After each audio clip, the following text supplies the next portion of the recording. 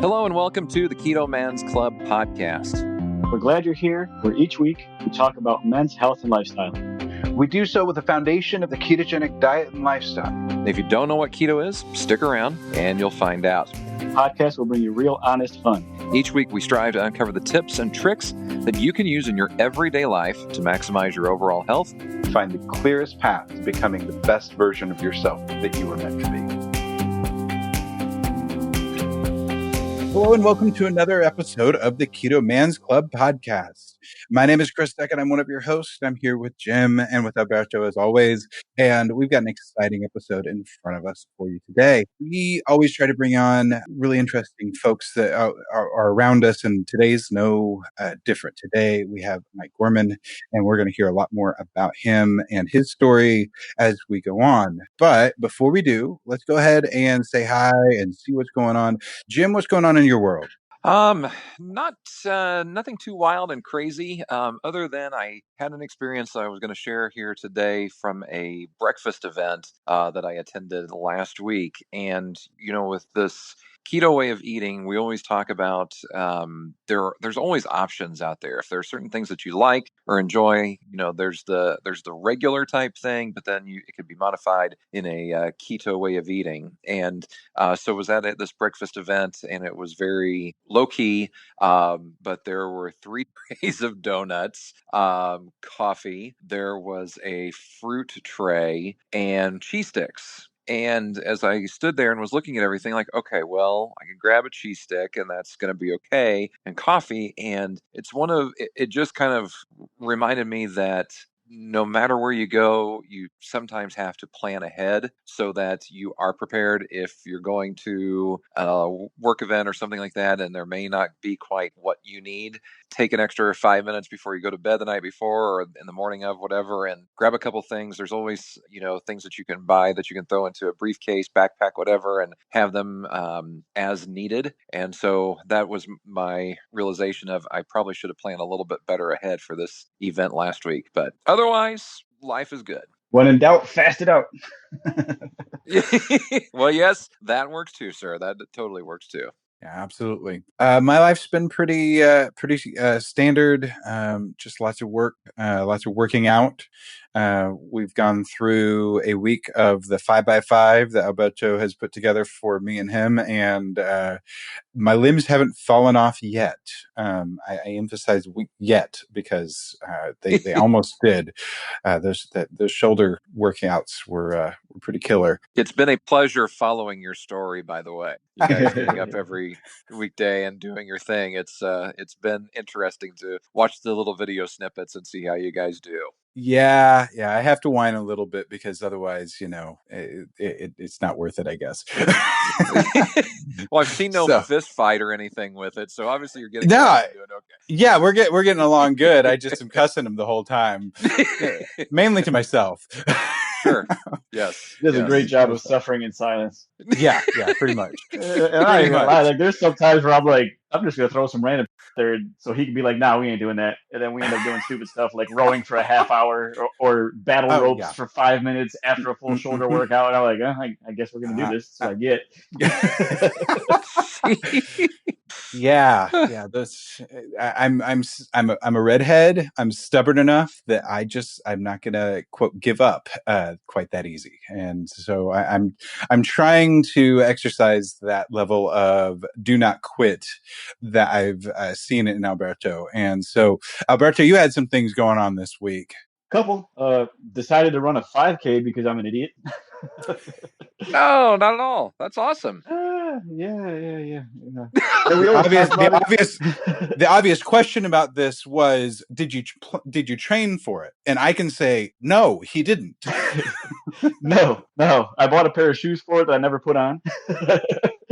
And it got to the point where I was like, well, I can either, not that, you know, a 5K should really be anything to stress about, but I was like, I'll just wear the shoes that I would normally wear to the gym because I know they're comfortable, they fit my feet well, and we'll just go with that. So that's what we ended up doing. But it was started around mid-April. We had a member in the men's club, Jason A, just post about, hey, he's going to run his first 5K and he's going to do it pushing a stroller. And he just didn't sound like he was going to sweat it. Like, he's just going to go for it and kind of see what happens. So I was like, you know what? I found that a little bit inspiring. I'm like, I'm going to find myself a 5K. And I was just poking around, and sure enough, there's the annual Pflugerville Deutschenfest that happened over the weekend, and part of it's a fun run, a 5K fun run. So fun run was Sunday morning. So on Friday night, right before I went to bed, I just said screw it, registered for it, and it was a half mile from my house, so there's really no sense in driving there. So actually, Sunday morning, woke up. Well, first of all, let me go back one. We had an absolutely brutal leg day on Thursday that I was still feeling on Saturday. Saturday, we had an absolutely brutal shoulder and arms routine. So Saturday night, I maybe got 4 hours of broken sleep due to a fussy little baby.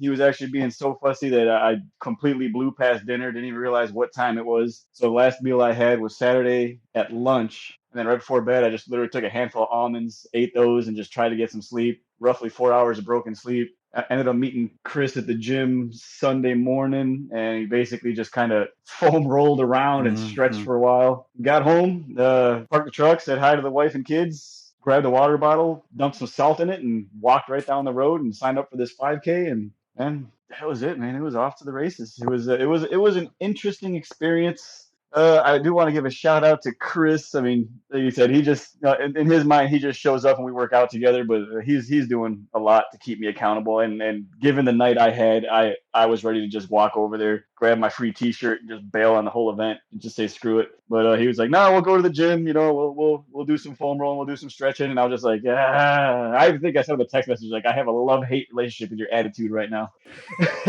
But we went. Yeah. We It's went, very and the feeling is mutual sometimes, just to be real. So how was So, yeah, we how didn't. was your time on the 5K?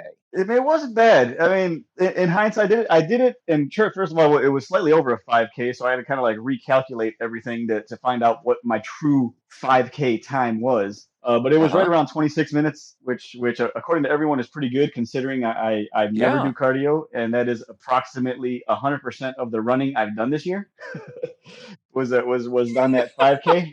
But it's just like we were talking about mindset a little earlier, and I realized something because like the last stretch is a straight line, mildly uphill, so arguably the hardest part. But it was about a quarter mile, and the whole time I was going through this, I was, mind you, I decided to sign up Friday night and did this on Sunday, so it wasn't like the whole time was an elaborate amount of time, but I was focused on surviving. Like I'll just survive it. If I run it, I run it. Worst case scenario, I can walk it in an hour. I'll just survive it. I'll just survive it. And then got my stride, started jogging, and I got to that last bend, and as soon as I saw that finish line, everything clicked. And the mistake I made looking back was my mindset throughout the whole process was just to survive the 5K, not to conquer the 5K. Because as soon as I saw the finish line and I had an end goal in sight, the last quarter mile, I literally sprinted about as fast as my legs could carry me straight down that, past about 50 people at the very last minute, and then just sprinted right past the finish line. It was because at that moment the end was there. I didn't focus on the end. I focused on suffering the entire 5K. So I was never really committed to it. It was kind of like, I'll just do it just to do it. We'll see how it goes. About a mile in, my legs were on fire from the leg day we had, and about 2 miles in, I couldn't feel my legs anymore, so that problem went away. so so so it was interesting, and I'm looking back, I did learn that when you're going to approach something like this, even if you're not going to anything you're going to take too seriously, at least take 2 minutes to kind of stop and get your mind right before you start. I was so focused on the fact that the 3 miles was going to suck. Never once until the very end did it dawn on me that if I just focused on, hey, you're going to get through it, but let's worry about the end, not the during. And I probably could have even gone better. So now, as my own personal N=1, now I'm compelled to begrudgingly run another 5K, knowing well I can finish it, knowing well I can make it past the finish line, and see how much time I can shave off of that 26 minutes. Excellent job, man. Very good. Yeah. So yeah, like I said, mindset goes a long way, and that brings us to our current guest. We're talking about mindset because our current guest, who has probably the best transformation photos I've ever seen, and probably has the best single line in any post I've ever seen, and I quote, "The gun cocks when some of us open that fridge." This man has lost 300 pounds in his journey, is not shy about sharing it, and probably has some of the best transformation picks I've ever seen. Very insightful, absolutely not a stranger to podcasts at all. But I am super stoked to talk to you, Mike. I mean, welcome to the show, man. Thanks, man. I appreciate that introduction. Thank you. I appreciate that. Glad to be here with you guys. So we always like to start out with the simple, the basic. Who are you? Where do you come from? Where do you live? Give us some of the background behind who Mike is. Sure. Well, I live in Rhode Island. I live in Providence. The smallest state out there. Not a large keto population out here, but you know, some of us are stronger than others. But I during the day I work in marketing at a construction company, kind of a job I fell into. I have no training in marketing. I have no degree. I started as the office manager for this mid-sized company, and they wanted to move the marketing in-house and decided they wanted me to do it. So I've been getting a lot of on-the-job training the past couple of years. At night, I also host trivia a couple nights a week at a couple different bars. Been doing that for like 7 or 8 years. So I keep myself busy day and night. And like you were saying, I've been on this journey. I am now down 300 pounds from my heaviest weight ever again. I say again because I've done it before. So I definitely know kind of the ups and downs that you can go through on these journeys very intimately. How old are you, But Mike? You didn't mention. How old are you? Oh, I did. I recently, just about 2 weeks ago, 3 weeks ago, turned 46. 46. Okay, great. So yeah, and I worked for a long time in higher education, specifically in the residence halls. I was a dorm director for a long time at a couple different places, and kind of segued out of that right around the time the economy collapsed, and it was an industry that's hard to get back into, so I had to move elsewhere and kind of keep myself going. So I've lived in a couple different places around the country, but Rhode Island is where I was born and raised and where I came back to eventually. Very cool.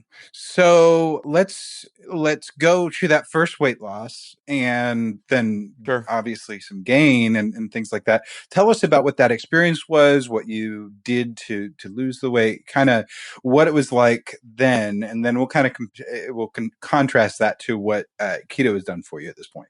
Sure, definitely. Well, like I said, I was big my whole life, very heavy my whole life.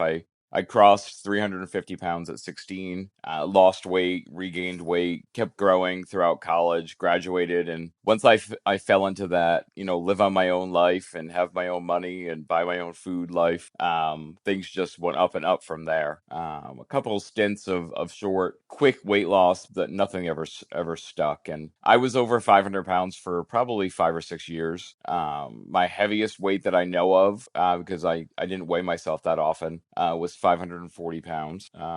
And it was around 2011, 2012 that I realized I needed to do something. I knew I mean, let's be realistic. At 540 pounds, you're not doing much in life. I was not, I was doing a little bit less than existing at that point. And for some reason, I honestly I don't feel like I had an aha moment back then. I think it was just everything was building. I had a lot of physical challenges. I was terrified of doctors because you know what they're going to tell you when you're that big. So I thought I could kind of self-treat, and I dove into really into. I had a couple kind of low carb stints doing some trendy low carb diets, but I dove heavily into paleo at that point. I was doing the Whole30s and doing kind of a lower carb paleo, still eating some sweet potato and things along those lines, and not really counting or tracking or anything along those lines. And when you're that big, it's not hard to lose weight doing almost any eating plan. And by the beginning of 2013, I had gotten down to 210 pounds by May of 2013, and that was the goal I had set for myself. And I proved that because one of the things I look back on now, I realize I didn't work. You guys are talking about mindset earlier. I didn't work on my mindset at all. I kind of just had this idea, almost like you were talking about, Alberto, with the race. Like I was going to get through the race, but hadn't really thought of what happened when I finished. And I hit that finish line and completely screwed up, completely went off the rails. I went on a vacation. That year was my 40th birthday. I went on a vacation for my 40th birthday and did really great on that vacation. motivation in terms of sticking to my eating plan. Now, at that point, I was really restricting calories. I was hungry all the time. I was not really doing anything to worry about any of that. I just kept trying to kind of push myself through it. And I went off the rails after I planned one cheat meal. I was in Whole Foods. I went to buy chicken and broccoli, literally. And as I was walking around, I was feeling a little under the weather, just kind of the crud you get after flying, and thought, I did so good on vacation. I deserve a cheat meal. And so I started picking out a couple of things that I hadn't eaten in a long time, like ice cream. At this point, they were making, Whole Foods used to make, they don't anymore because I pay attention, even though I can't eat it.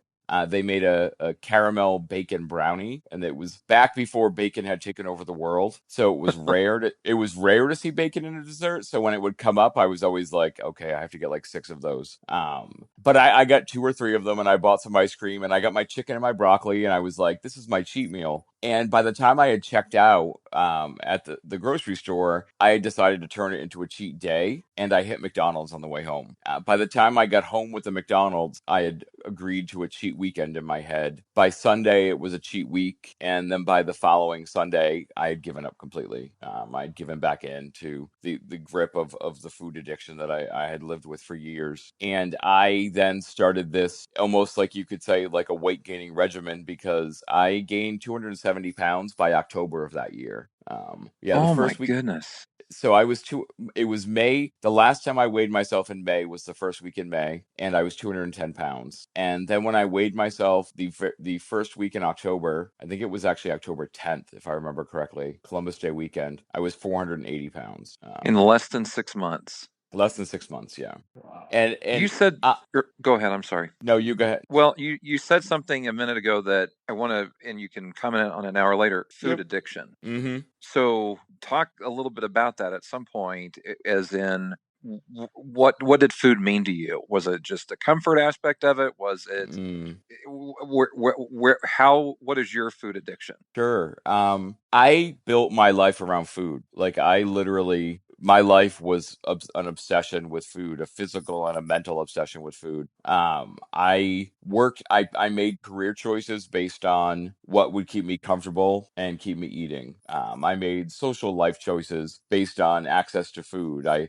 planned social events with friends around what I wanted to eat. I made sure when I was with family that I had what I wanted to eat. I made sure when I was alone that I had what I wanted to eat. Like it's funny because throughout all that time, and even through most of my weight loss journey up until now, I would have said that I wasn't an emotional eater. I would say that I didn't eat to respond to emotions or anything like that. I just ate because I loved eating. And I realize now that I have started working on my mindset and kind of how things affect me, not just physically, but mentally, that I'm a very emotional eater. It's just I ate so often that I was numb. I ate so often that I didn't have to worry about feeling or responding to situations because I could get through anything with food. I used food to make me happy. I used food to make me sad. Whatever it was, food was there. And that started in my childhood. Like that was something that was always there. Like obsession with food, obsession with specific foods, and having to have them around, and Mm-hmm. feeling like I was missing something. Like I always felt like I was, if I wasn't going to a certain restaurant or going to getting a certain meal, I was missing something. And there's the big internet phenomenon. Everyone talks about FOMO and fear of missing out. Like I just always felt I never missed out on food because I never denied myself food at all. I had built an existence, but when I was at my heaviest, I had literally built an existence where my job was about 15, 20 feet down the hallway from where I lived. I almost never had to leave the building that I lived in. I created this very small insular world that protected my ability the way I wanted. And I made deliberate choices that were driven by that. That if I let, and I have had those moments where I've let that regret overwhelm me because I think about opportunities that I've missed in my life because I chose food instead.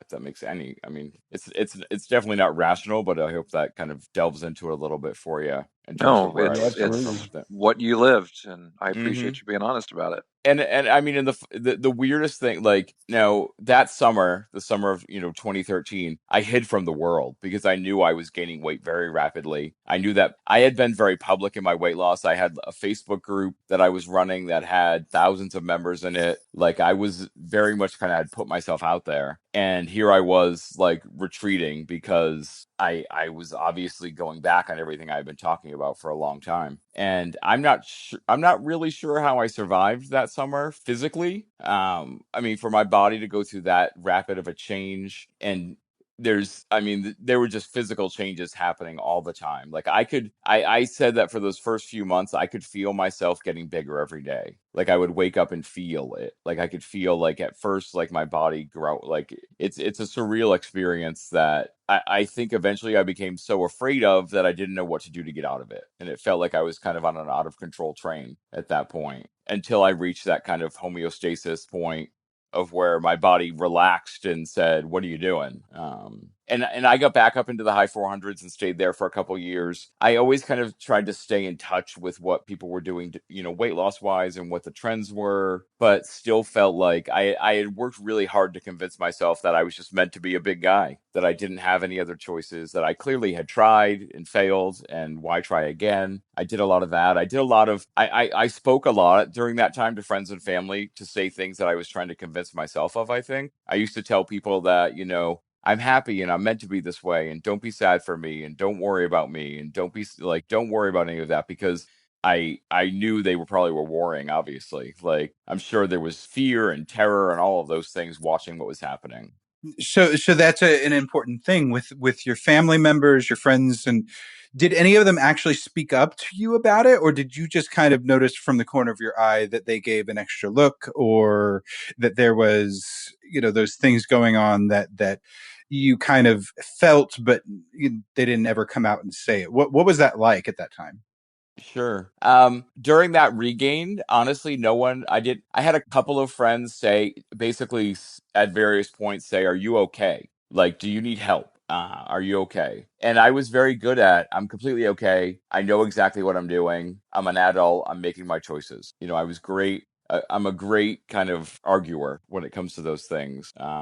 And family, I didn't get a lot of comments. I think because they had seen me yo-yo diet before, I think to some of them it was more of like a resignation, like he almost did it but he didn't do it, and they don't know what to say, because when I lost the weight in 2013, they all had a ton to say. Like they had a ton. Like I remember basically at my 40th birthday party, it was almost like a night of people coming up to me to tell me that they thought I was going to die and they're glad I'm not going to die anymore. Wow. And it was very like, I mean, there were people who were literally saying, "We didn't think you were going to live till 40." And I think that was a big thing that hit me. Like, wow, like they all noticed what I thought no one really noticed. And I think that gave me an awareness of when I was going through the regain process and all of that, that I knew people were going to notice. I knew they were going to have comments. And so I did my best to kind of cut it off before it could happen. I did a lot of that grandstanding about I'm happy and I'm out and about and I'm still getting around, and I wasn't as isolated that then. And like, I mean, when I was at my heaviest, I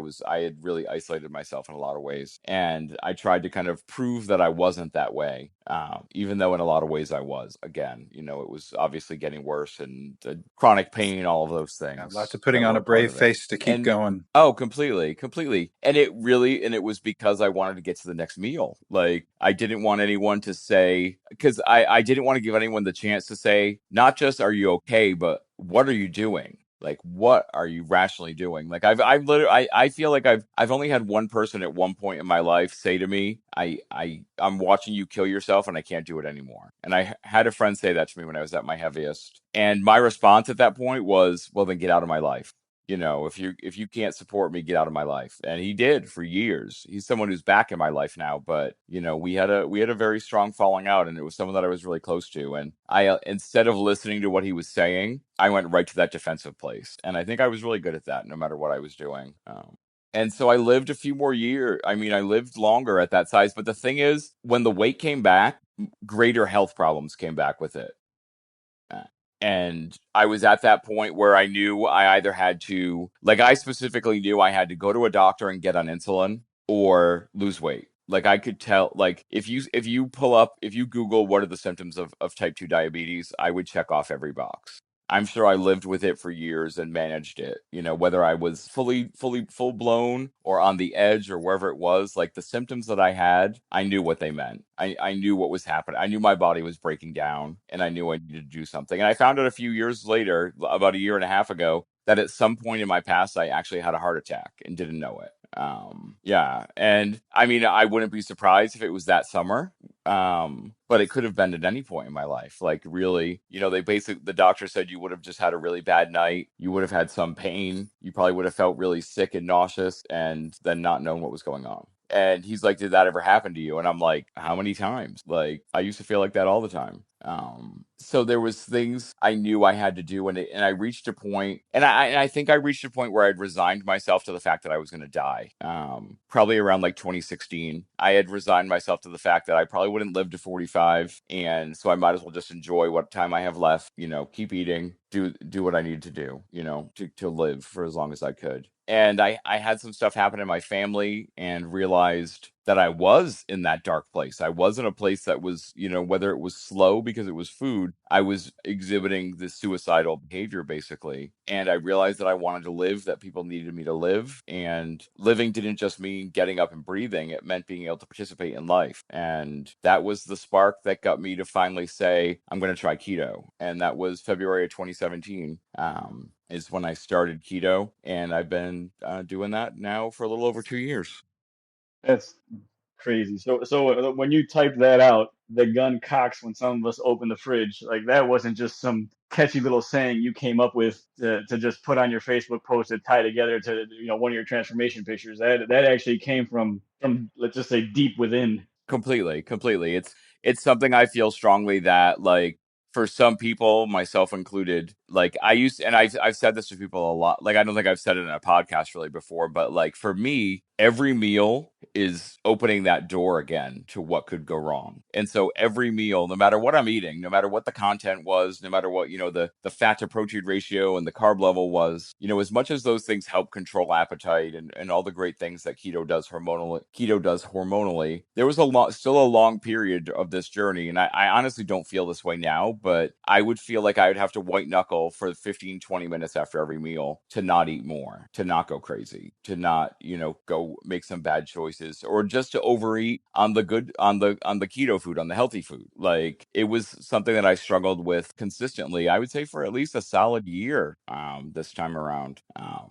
And I knew where it would lead me. And it's one of the reasons why I still have like my current feelings about like cheat meals for me and cheat days and all of that. I know I have a greater awareness now of what I'm strong enough to do. And I know there's some things that I'm very strong enough to do. And I know there's some things that I don't trust myself with yet. And kind of letting myself go off the rails for a night is not something I trust yet. I don't know if I would come back from it again. It's a powerful statement. So I guess Thank you. yeah, and like I'm literally floored here. I don't mean to just sit here and Right. stutter and stammer, but No, I understand. so when you stumbled across keto, and let's just say like the last time you started losing weight, like was there a Yep. defining moment where you're like, okay, this stops now, this stops today, something's got to change, like, and what did that feel like, and you remember that moment? Definitely, I definitely do remember it. The health issues were adding up. I had just gone on a vacation with my family. We had gone to the Bahamas, and I didn't participate a lot in that trip because obviously I could not get around that much. We went to Atlantis. It was this great resort, and they kept wanting to go to the pool that was like a half mile away from where we were staying, and I was like, every day they're killing me. Every day I'm going to die. And that was also around the time there's some kind of messy stuff in my family where my parents are now the guardians of two small children that are my nephew's daughters, and it's long convoluted story we don't need to dive into because it would take up too much of your time. But long story short, when they were making the decision to become the legal guardians, they said to myself and to my sisters, we're going to need your help at some point. We know that we're older, we're taking this on, we know that we're the ones that have to do this, but we're going to need help even along the way. And I knew that meant they needed me more than just raising my hand and saying, okay, I'll help. They needed me to actually be able to help. They needed me to be able to keep up with, these twins and keep up with these kids and keep up with them. And it also, I think, then was one of the first times they put their mortality in front of me. And I knew that there were things I needed to do to step it up. And it's not about me wanting them to lose weight for other people. It's about me realizing that I was, for the first time in my life, really feeling like someone was honestly meaning it when they said they needed me. and me wanting to live up to that and wanting to fulfill that. And that was in that January, February time. And I knew I couldn't just dive right back into what I had done before. I needed to do some research. I needed to plan. I'm definitely a planner. I overplan everything. And so I started doing some research on what it would actually mean. The funny thing is, as much as I'm a planner, I also just start things. So as soon as I felt confident that I was going to start keto, I cleaned out my entire house of any food that I shouldn't be eating and started and just dove right in first day. There was no, I'm going to start this and stop this and incorporate cheat meals right away. It was, I'm going to do this 100%. And that was February 2017. How did you hear about keto? Mm. Because you said you had done some Well, low carb stuff in the past and everything, but where was the this is the thing for me? definitely. Well, I knew I was on the fringes of it because in the paleo world, low carb starts to come up a lot. Keto, Sure. not conflict, but the connections with keto start to come up. I don't know if any of you had ever read, or seen the carbohydrate addicts diet. No. It was this old like 70s, 80s, early 90s diet where it was this doctor group, this husband and wife that were doctors, and it was 2 low carb meals, and then they called it their treat meal. And during the treat meal, as long as you ate a third of protein, a third of low carb vegetables, you can eat a third of any carbohydrate you want. So you could eat a pint of Ben and Jerry's if you ate enough chicken breast and broccoli to balance it in terms of your plate. Yeah. It basically was caloric. Yeah, it doesn't make any sense at all. And they had a lot of reasoning for it, and I bought into it, and I did it before, and it worked. But then eventually it stops working because you start to like build these gigantic meals because you're like, I'm going to freaking push through that chicken breast and that broccoli to get to that cake. Like, you realize, because literally you go into the forums and someone would say, well, now if I want to have a scoop of ice cream, they're like, we'll have like 1 chicken breast and 6 pieces of broccoli with it. And then someone's like, well, what if I want a pint of ice cream? Well, then you have to have an equal amount of chicken breast and an equal amount of broccoli, and no one will do that. And I'm like, watch me do that. Game on. I'll take that down. I'll take that down. So I had read. I also read. I bought at a used bookstore. I bought the original Atkins New Diet Revolution, not the more updated one that features more bars and all that stuff. And then I came across Jimmy Moore's podcast, or one of his videos or something. And he was talking about the book he had just come out with, Keto Clarity. And so I got Keto Clarity and I read that and I was like, okay, I can do this. And I think it was around the same time I discovered the website ruled.me. And it was one of the only keto recipe websites around at that point. And it had like, I was like, wow, there are like hundreds and hundreds of recipes on this website, like things I hadn't even thought about. And so I dove in and I did, for that first year and a half, I did like the lazy keto approach. The only thing I was counting at all was carbs. I was going under 25 grams of net carbs, eventually 20 grams of net carbs, doing total net carbs, not total carbs. And then protein and fat, I was just eating almost like a mix of protein and fat. So to the point that I wasn't hungry anymore, like to satiation. And I did that and it worked for me for a long, long time. And then I hit a point where I stalled for a couple months and started actually putting weight back on, because for someone like me, intuitive eating can only take you so far, I think. And I needed more structure, and I knew I needed more structure. And again, it was one of those things where in my life, there are a lot of times where I know I need things, but I don't go right to them. And so I knew, I was like, I'm going to have to start tracking. I'm going to have to start counting macros. I'm going to have to figure this out. So I think I went through like 7 or 8 different macro calculators, and I kept trying to build spreadsheets to help me figure it out and meal plan. And I kept screwing it up and I couldn't figure it out. And I'm like, I'm never going to be able to do this on my own. So I eventually turned to a coach. Like I looked into a couple different coaching options. I found a coach that seemed to be in line with something I would like to do. And I thought I was uncoachable. I told him that there's no way it's going to work. And I've been doing that since October of last year, and it's worked out really well for me. Like I, switched over to tight tracking, getting my workouts a little more in line, and I switched over to total carbs from net carbs, and it's done wonders for me. So one thing that I was thinking about a moment ago is that you started, you said February of 2017. That's about the same time that I started. So I'm right about the two year. Just to give the scope, you've lost 300 pounds in that period of time. I've lost about 55. Well, just to be fair, I lost a little over 240 pounds in that time. Okay. Okay. I hadn't regained 300 pounds. So yeah. No, that makes Yeah. sense. But even still, that's a huge amount of weight. Yeah. And now, yes, you had more to lose than I did. My top Right, was right. 280. So, we're not we're talking a little bit apples and oranges. But Right, at the same right. time, it's still just even getting to the point that you did in October was a massive feat on quote lazy keto. So that just tells us how powerful this way of eating can be. Oh, completely. But yeah, it's great, and having a coach that's something else that I wanted to tie into. Somebody else in our Facebook group was talking about this the other day. They said, I kind of cheated. I had to have a coach, and the truth was, no, that's not cheating. That's utilizing the tools that are available. That's finding what you need. We all need coaches. I need a coach in the gym. That's why I have Alberto, because Right. otherwise I'd have no clue what I'm doing. And he's there. He's able to coach me. We coach each other a little bit, because we can see from the outside. That type of accountability, that kind of partnership is necessary for a lot of us. And so you found what you needed, and that's awesome. That's not a sign of weakness. That's not a downfall. It's an expense, but that's about it. Exactly. Completely.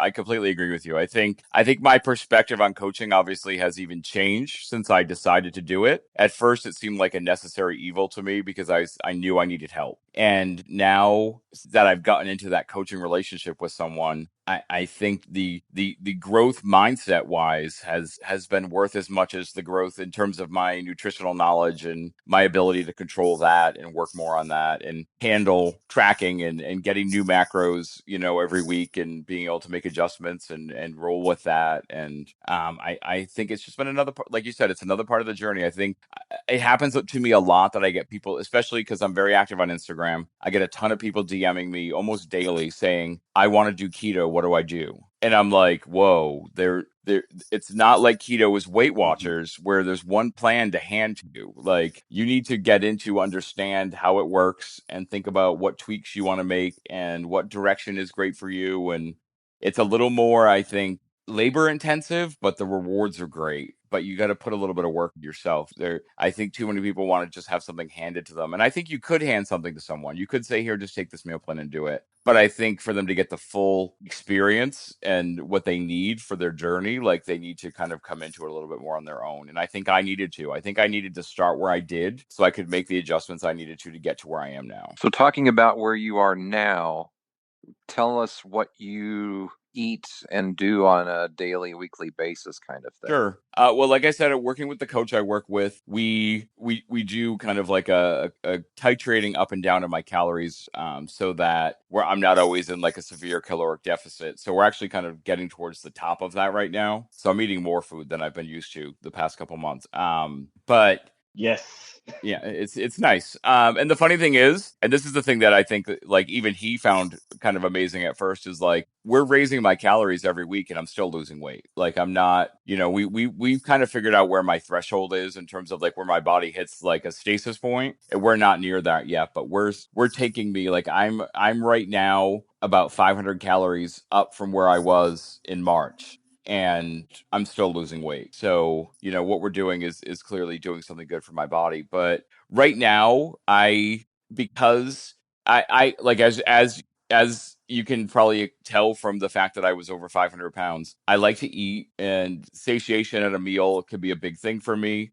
So for me mentally, I find that if I eat one bigger meal, I'm satisfied for the day versus if I were to eat two or three smaller meals. So right now I do a coffee that usually has some added fat to it and some collagen, in the morning. And then I do what I call my OMAD, my one meal a day. And I do that usually around lunchtime. I tried doing that at dinner at first or doing it at night. And I found that I was still obsessing about food all day and thinking about food. And now I eat and get it out of the way. and I'm good for the rest of the day. So that's kind of where I'm at now. My calories right now are around a little over 2,000. And that's kind of where I'm at right now. Like it's the protocol that this, the program that it's through is I'm a higher fat ratio. We found that for me, I tend to not deal with cravings as much when my fat is up and my body keeps responding. So that's where we're staying at now. Yeah, I completely agree with you on that. I mean, the whole calorie in, calorie out is so oversimplified, and it Mm, does it come down to that in the end? Yes, but there's so much more at play. And here com- you are, they say, as the old saying goes, I've seen a million times, if don't eat the fat on your plate if you got fat to lose. It's a little more complicated than that. It, it it is. doesn't always quite work out that way. The fat plays a very important role in controlling your hormones. And you're a testament to it. You're eating high fat, you're increasing your calories, and you're still losing weight.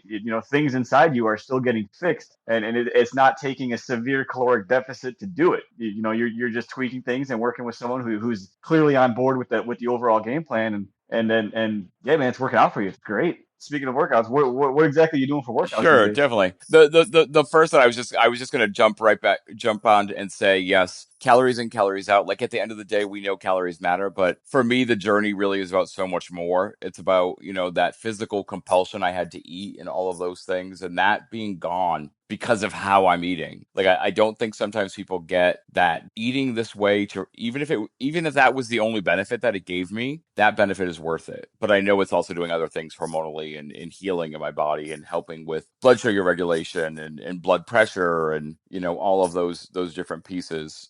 As far as working out goes, we actually just changed it up recently.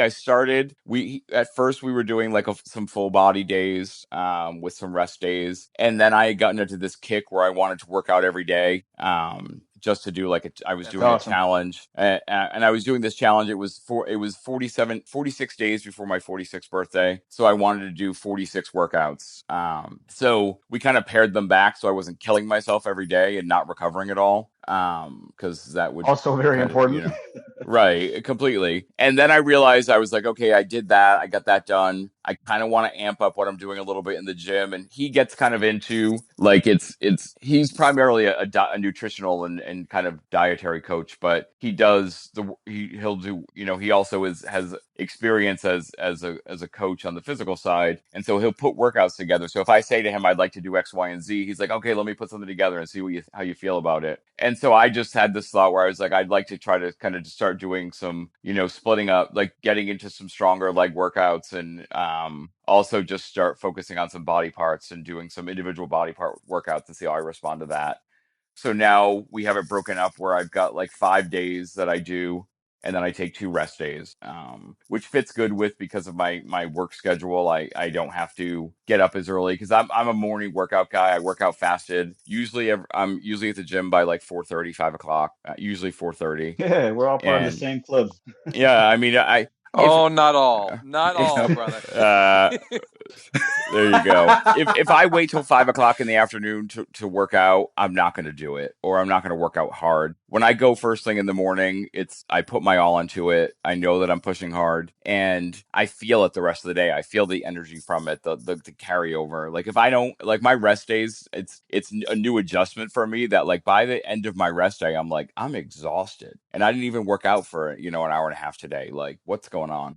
So I do legs twice, and then I do is it chest and shoulders. I do an arms workout, and I do a back workout, pretty much. And there's some core exercises thrown in, and a couple little things along those lines. So not really like a set program of any kind. I work out at a Planet Fitness, so there's limitations to equipment and things along those lines. But we've started doing it. We this workout. What I'm doing now, we're doing mostly dumbbells. So because at first when I started, I was doing mostly machines, and I was like, I want to switch over to dumbbells. He's like, okay, we'll switch over to dumbbells completely. Let's do that. Let's see what happens. So like I've started like for the first time ever, like we just started this. This is my second week, and so last week was literally the first time ever I did a squat of any kind. So that's new to me, and my legs feel it. My inner thighs feel it. I know. I did it. My last leg day was 2 days ago, and my next one is tomorrow. And I'm like, I'm still feeling it a little bit. Oh God, it's coming up again tomorrow. Okay. But I try. For me, I don't want to get bored at the gym, so I think having him switch things up every so often helps. I'm trying to, I'd like to get stronger. I'm weak. I had some stuff happen that we haven't really dove into. In winter of 2017, that December, I was hospitalized with pneumonia, severe. I almost died. Like they told me if I waited 4 more hours to go to the hospital, I would have died. And I was in the hospital for 16 days. Oh So wow. I was in the hospital bedridden for 16 days on oxygen.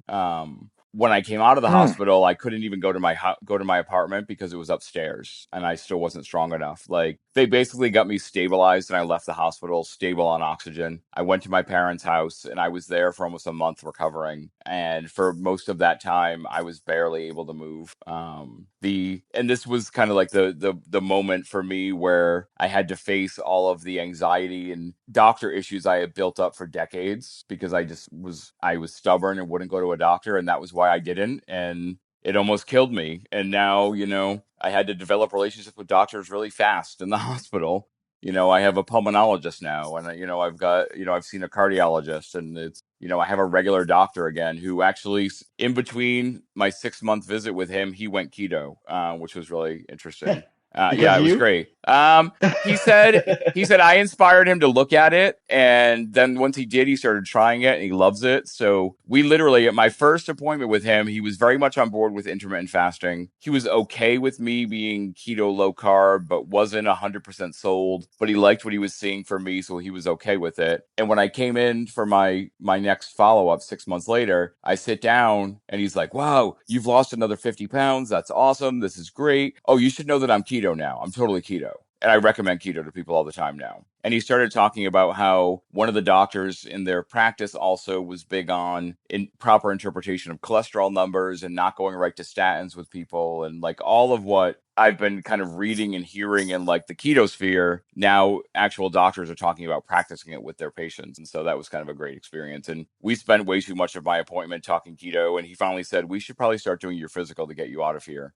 And I'm like, yeah, that's probably a good idea. Like, I enjoy geeking out with you, but you can connect with me on Instagram if you want to. I'm not going to sit here for another half hour answering questions for you. But it's good. So So, but long story short, the reason why I went into that was not to talk about me with doctors and everything, but I was bedridden for almost 2 months. And I literally, every ounce of strength from my body was gone. When I was able to do stairs again and breathe without my oxygen level dropping, I could barely go up the stairs. I lived on the second floor, is where my apartment is. I would have to stop 4 times to going up the stairs, to catch my breath, to have the strength to keep going. It was another month and a half before I was able to get back into the gym before I was cleared. They thought, because of the evidence of the past heart attack, there was no record of my resting heart rate or anything along those lines for them to compare against. So they were worried that I had an arrhythmia. There was a lot of like cardiac worries. I had to do the cardiac stress test, which was probably the most terrifying thing I've ever done in my life. Mm-hmm. Where they're making you run, and then they're testing you, and they're making you run and testing you. Like, that's great. But I came out of that like incredibly weak and upset when I got back into the gym that I could barely move the machines on the lowest settings, and like dealt with all of that. And so the past year has really been coming back from that for me, like trying to get myself back to a place where I at least felt good about what I was doing in the gym. It felt like I could actually work out again. So it's there's been a lot of, bumps in the road, but I will say when I was in the hospital, I stayed keto the entire time, for what I was doing for keto. That was a challenge. That was fun. And even after that, at my parents' house, having to explain to them that no, I don't want a potato. Luckily, my sister flew in from California and stayed with me, and she's like, "I'll cook for him. Don't you guys worry about it. Order your pizza. I will cook for him. Shoot, don't worry about it." no, that's good. And yeah, I mean, so it's been something that, like I said, like I didn't work on my mindset before. And this leg of the journey, like I've just been trying to look at everything from a bigger picture, trying to think about the gym not just as a necessity, but trying to enjoy what I'm doing there. I had someone ask me yesterday, like they started working out again, and they're like, "Now tell the truth, you don't ever really like the gym, do you?" And I'm like, "I actually do really enjoy the gym now. Like I can't say I'm the most knowledgeable person or anything along those lines, but I feel like it's something that I look forward to now, which is another shift for me that wasn't there before. So, I appreciate these things. I'm trying to notice these things more as I move forward. Yeah, you had mentioned, maybe we get a little deep for a second here, that Yeah. you had at once accepted your fate. Yep. That's it. Like, this is what I'm gonna do. I may as well be comfortable. Mm-hmm. And then you had just mentioned, obviously, a second ago, that not by choice you were almost there again. Yep. So what did it feel like, the difference between those two experiences? Oh, it's solidified for me that I'm doing the right thing. Like that the decisions I had made weren't made out of fear or obligation. Because for a while I did think when I made that decision in February of 2017, am I doing this for myself really, or am I doing this for other people? Like, why am I doing this? That was a question I asked myself a lot. And like when I say resignation, when I had resigned myself to die in 2016, I wrote a letter that I kept by my bed that was for my family in case I didn't wake up. That basically said, Wow. I was happy. Don't worry about me. Don't be sad. Like basically everything I would say out loud, written down on a piece of paper. And I kept it in a notebook by my bed. And I burned that eventually. And when I was hospitalized again, I fought to live. Like I'm sure most of you know that when they do an x-ray of your lungs, they're supposed to look completely black. Like the x-ray should look almost blank. My lungs looked like giant white clouds because there was so much infection in them. And there was two thin pencil lines at the top of each lung. They had the oxygen on a 14 just to get enough air into me so that my pulse ox level would come up into the 80s. Which, if you're below 90, you're damaging your organs. So probably for a solid week, I was damaging my body and didn't even realize it. One of the doctors I talked to actually said that if I wasn't eating so healthy, I probably would have died. Like if I hadn't lost the weight, there's no way I would have. Like at that point, I had lost over 100 pounds, or around 100 pounds. He said if you hadn't lost that weight, you would be dead. There's no way your body would survive what you went through. And it just all kind of like when you're getting poked and prodded and woken up 5 times a day and, spending that much time in a hospital alone, you get perspective on what you're doing. And I knew that I was fighting there and that I would keep fighting. And so that's, for me, when people say, how do you stay motivated? I'm not always motivated, but I know every day that I want to stay alive. I know every day that I want to fight to live. And I think sometimes when people say that as their motivation, it's a flip thing. I mean it. I mean it literally. I know that food was killing me. I know that I was killing myself with that behavior. I know that I was clearly either giving myself some kind of heart problems. I was giving myself diabetes. I had open wounds that would form on my legs. I had massive swelling in my legs. Like I was killing myself. And when that switch flipped to want to live, the next experience of almost dying just proved to me even more that I was doing the right thing and that I needed to keep doing it. Just taking all of this in, I Understood. guess my question for you is, are you happy now?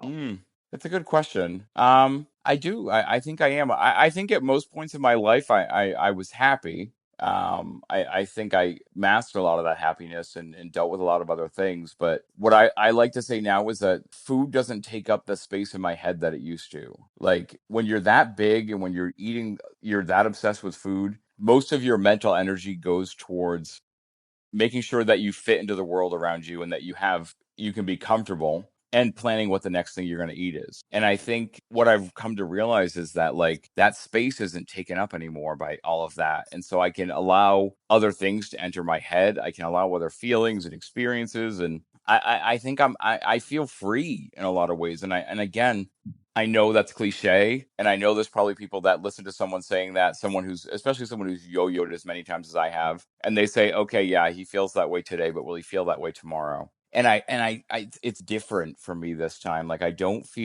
I always used to, like I said, I used to see diets as an end to a means to an end, and I didn't worry about the end. And now I'm even starting to think about what comes next after I hit my quote unquote weight goal. Like what happens when I get there? And I'm trying to plan for that, and I'm thinking about those things, and I'm planning for the future and trying to think of my own future. And I think those are the things that I'm finding happiness in other things now, I think is probably a better way to put it. Like I don't have to eat to be happy. I can be happy in other more subtle ways and other more subtle moments in my life, and I'm good with that. Like I think I feel peace a lot more. Something else that I kind of fell into, and I've talked about this before in other podcasts, is I really kind of fell into reading about Stoic philosophy and the Stoic writers when I was in the hospital. And for me, like, it's that idea that I now know that I could die at any moment, and it's not about. I used to think about I could die at any moment, so I better eat what I don't want to miss when I die. And now I think about, is am I leaving? Am I leaving behind the best moment that I could have lived in my life if I do die today? Am I doing something that says, for me, that I did something that brought me closer to where I want to be with my goals, instead of just thinking about what's going to make me happy in that moment? I have said the exact same thing to myself. Usually it is involving a family gathering of some kind. Like, Mm-hmm. my grandmother makes these wonderful homemade noodles, and it's a Thanksgiving tradition. Mm-hmm. And, the last couple, I mean, she's 85, 86 years old, pretty good health for her age and everything. But, Thanksgiving rolls around, like, I can't not have these this year because if it's the last time, I want to make sure that I have one last helping kind of thing. Mm-hmm. I Understood. totally, totally get what you just said. Yep. That makes complete sense. Okay, so Mike, as we're trying to wrap this up, we've kept you long, and we really Definitely. appreciate you telling your story so so completely. One of the things that we both have in common, being that we've been around in the keto spaces, for about the same time, is that other than Diet Doctor and Rule.me and some other resources like Keto Clarity and things like that, but which, by the way, Jimmy Moore is one of the most heartfelt, awesome, just teddy bear of a man in the world. I got to meet him at KetoCon, and he was just amazing. And he signed a couple books for me, and it was just really it was really great to meet him. And so he really does passionately care about all this stuff, and that's why he does it. But anyway, that's a side tangent. What other resources either do you wish that you had then, or do you put, obviously every day you're putting out content, you've got people asking you all the time, how do I, find out more? What resources do you put in their hands? It's actually really kind of funny that you asked that question, because literally 10 minutes before we started talking tonight, I put up a story on Instagram that says, what websites do you recommend to new keto people when they ask you about where they should go?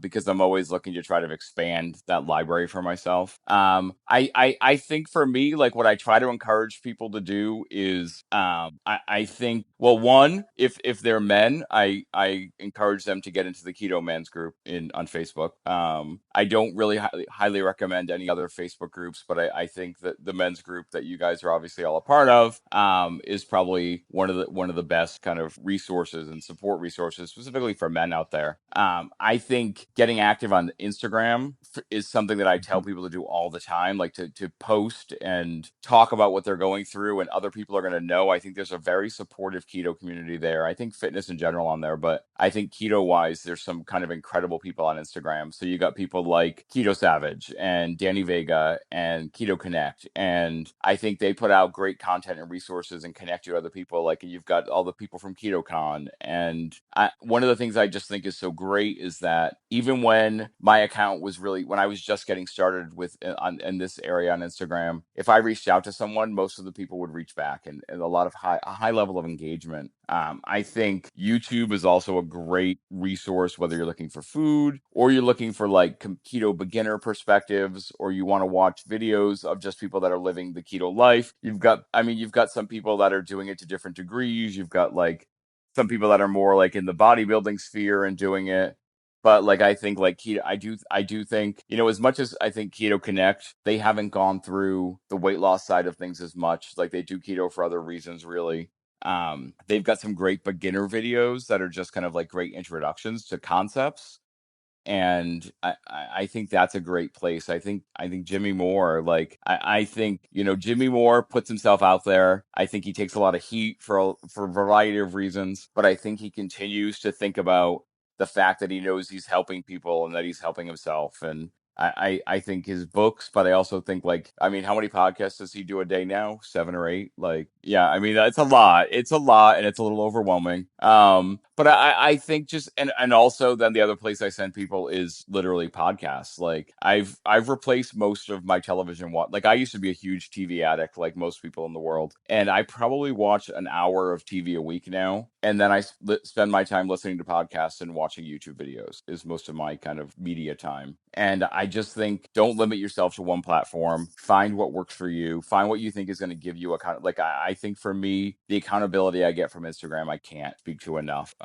So like those are the things that I say. Like the funny thing is like when you said putting aside Diet Doctor and Rule.me, where else do you send people? Like I have a message that I've put together for people about where I send them. And it's the beginner section on dietdoctor.com. It's Rule.me. I also tell people if you feel like you're more into like a higher fat space, go check out Keto Savage. If you feel like you're more into a higher protein space, check out the Keto Gains guys. Like there's a lot of discussion and there's so much, and that's when I try to say this variety. I'm like, check them all out. Like you can use 4 different keto macro calculators and get 15 different versions of what your macros quote unquote should be. Like I encourage people that they have to treat themselves as the person that they're experimenting on. And if what they try doesn't work, don't be afraid to try something else. Don't be afraid to make variations. If I was afraid to make variations, I'd be stuck where I was, 6, 7 months ago. By opening my mind to something that I thought I could never be a part of, I feel like I've moved myself forward. So I just think encouraging continued learning, and all of that. I mean, like I think Vinny Tortorich is great with the no sugars, no grains, and the recipes that he puts out with Anna Vocino, like they do some great stuff. Like there's a lot of different resources out there. So for the coaching resources, you found a coach. Is there a specific group that you found or that you recommend? Well, the coach that I work with, he's through Deeper State Keto, which Deeper State Keto is a program, Mhm. that's like a keto cut, but they also do coaching, and that's with Keto Savage, Robert Sykes and Crystal Sykes, Yeah.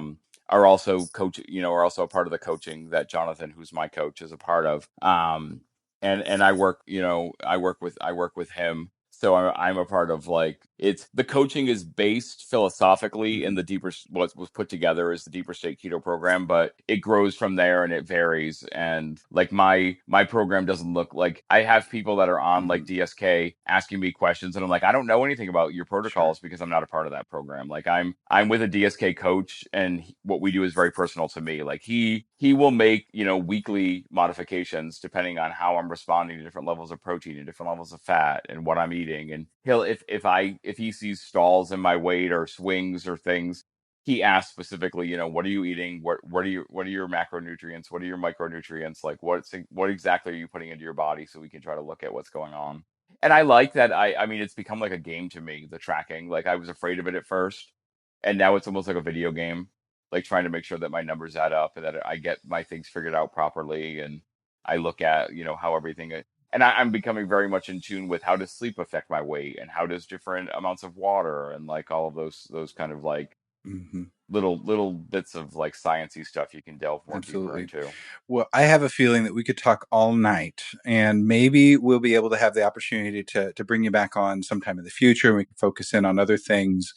Today, we really wanted to get to know you, get to hear your story, and get to share the message that you have with our listeners and with the world, because it's a message worth hearing for sure. So normally we do like to highlight a post or a topic from the week from our Facebook group. Let me go ahead and throw the plug in. If you haven't already joined the Facebook group, we would love for you to join us. You can easily get to it by going to theketomansclub.com. Theketomansclub.com leads you straight to our Facebook page, and you can apply to join. Just a note, make sure that you fill out all 3 questions, please. Alberto, Jim, do you have any notable topics, any posts that really stuck out to you from this week? I'll let Alberto take the first one. Yeah, not so much a post, but I've said it many times. Who I'm going to call my good friend now, John Oakes, the Mighty Oak. That's another fascinating individual. You guys would have the longest conversation ever. That guy's awesome. He had just texted me about literally this is the text message. It says, "Dude, I ran." He's playing softball tonight. I should probably give you a little context. he plays softball tonight. He said, "I ran to second base without getting winded, and my heart was pumping." He's like, "I have no business." He's like, "A few years ago, I had no business even attempting that." Yeah, I mean, for that man, like I said before, and work ethic has no physique. You know, you guys, it takes effort. It's hard, and I respect all of it. And I mean, just the fact that that guy probably in a mid softball game took the time out just to say, "This is what I did." Dude, I find that absolutely amazing. Well, and even acknowledging, hey, wait, this just happened. How in the world did that just happen? We've all probably had moments like that. Alberto probably had that with his 5K this weekend.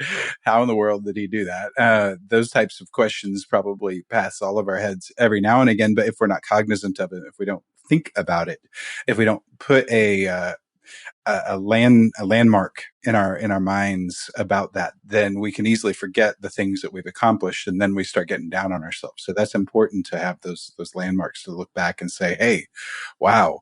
One of those landmarks that Mike does fairly regularly is he pulls out some of those old pants that look like they could fit 5 of them now. That's those are huge. Those things are huge.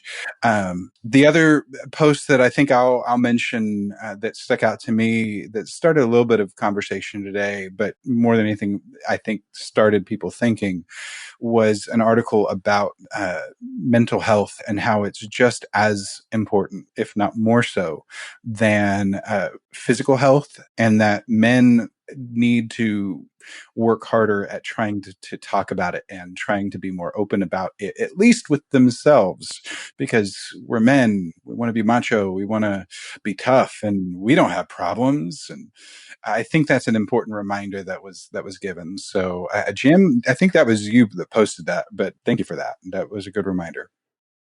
It was something I just happened to stumble upon and thought it was a good short read, and away we go. And actually, tying in with that, there was somebody who commented, Shane B, who I don't know that well through the group just yet, but he wrote he'd struggled with depression, anxiety, suicidal thoughts, drug and alcohol addiction, had been on a variety of meds, all kinds of stuff. He's now sober. He's on zero medicine. He's 60 pounds lighter. He found religion, which I am all for, whatever works for anybody and everybody. But he just, I mean, you could just tell by the sentences that he wrote how good he feels, both mentally and physically. And he credited a lot to keto, but also to, like I said, finding religion, good family, a variety of things. And so whatever it takes for you to be successful in this way of eating, but also this life, if it's something that can be beneficial to you and is a good thing, then build on it, take it, run with it, and make it your own. Find the glass half full as often as you can. Yeah, absolutely. Well, let's go ahead and share our contact information all the way around for the podcast. If you'd like to email us with any questions or comments that you might have, you can email us at ketomansclubpodcast@gmail.com. Our Instagram is at Keto Man's Club Podcast. So feel free to follow us there, and we will start to post things very soon, because around this time of us recording, our first episode is going to be going live. So we'll start being a little bit more public about our getting the word out on all of that. So exciting times for us. We kind of wanted to preload a little bit, so we made sure that we had lots of content to be able to keep the ball rolling. And then to get in contact with me regarding keto stuff, you can probably most easily do that on Instagram. I'm at Duckman, Duckman, keto. on Instagram. And so that's how you would get in contact with me, or as with all of us, all four of us in this case, it would be, we're all in the group, we're all active. And so you can post something, tag us. We'll be there probably in a couple minutes. And we'd love to chat with you in whatever form that takes. So we're definitely available in the Facebook group. Jim, I know you got an Instagram. Alberto, you too. Go ahead and give those out real quick, and then we'll get Mike to plug his stuff. Mine is very simple, Jim Inman Jr. You'll find dog photos as well as other stuff as well. But probably the easiest is through Facebook and through the Keto Man's Club. We've got closing in on 2,500 members now. We keep growing every day. So tag one of us, myself, Chris, Alberto, whomever, and we'll get you fixed up for sure. Yes, sir. I'm on Instagram, which I'm not incredibly active on, and it is @CapitalPainter, and that is a combination of fascinating automotive refinishing facts and working out stuff. If that doesn't compel you, I don't know what will.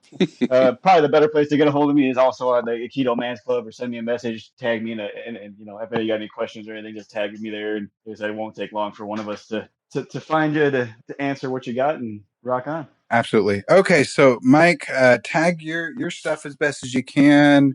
Where can people connect with you, learn more, all that?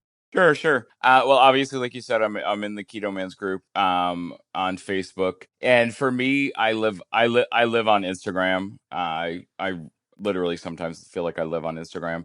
On Instagram, I'm Gormy, Gormy, Gormy _goes_keto, Gormy goes keto.